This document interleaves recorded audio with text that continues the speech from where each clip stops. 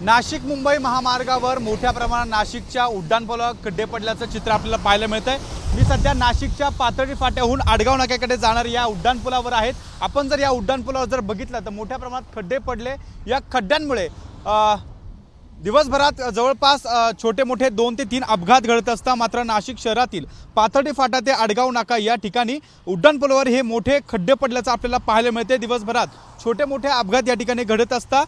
मात्र अनेक तक्रारी प्राप्त होऊन देखील महामार्ग प्राधिकरण मात्र या उड्डाणपुलावरील खड्ड्यांकडे दुर्लक्ष करत असल्याचं आपल्याला पाहायला मिळते। त्यामुळे प्रवाशांमध्ये प्रचंड संतापाची लाट या ठिकाणी उसळल्याचं देखील पाहायला मिळते।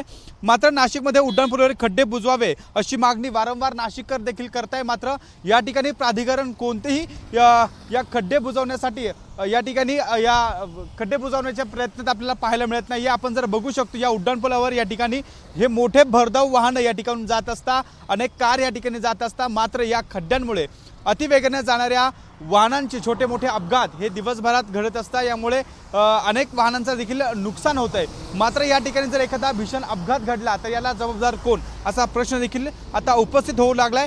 काल देखील याच उड्डाणपुलावर जत्रा हॉटेल या ठिकाणी अपघात घडला। जवळपास 7 ते 8 वाहनं एकमेकांना या ठिकाणी या अपघातामध्ये त्या वाहनांचं नुकसान झालं आणि त्या ठिकाणी ह्या अपघात घडल्यानंतर पंचवटी पोलीस ठाण्यात या वाहनांवरच आणि या वाहन चालकांवरच गुन्हा दाखल करण्यात आलाय। मात्र हा गुन्हा राष्ट्रीय प्राधिकरणाच्या अधिकाऱ्यांना दाखल करावा अशी मागणी यावेळी आता नाशिककरांनी केली होती। मात्र या संदर्भात टोल वसुली केली जाते, अनेक टॅक्स भरले जात आहे। मात्र ह्या उड्डाणपुलांची जर अशी दुरवस्था असेल तर या वाहन चालकांना आपला जीव मुठीत घेऊन या उड्डाणपुलावरून जात असताना प्रवास करावा लागतो। एकंदरीतच आता हे खड्डे बुजवण्यासाठी राष्ट्रीय प्राधिकरण नेमकं महामार्ग प्राधिकरण नेमकं काय उपाययोजना करतं हे बघणं देखील आता महत्त्वाचं असणार आहे।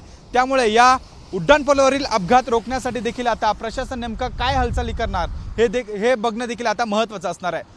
कॅमेरामन मयूर बारकेसह शुभम बोडके, एबीपी माझा, नाशिक। एबीपी माझा, उघडा डोळे बघा नीट।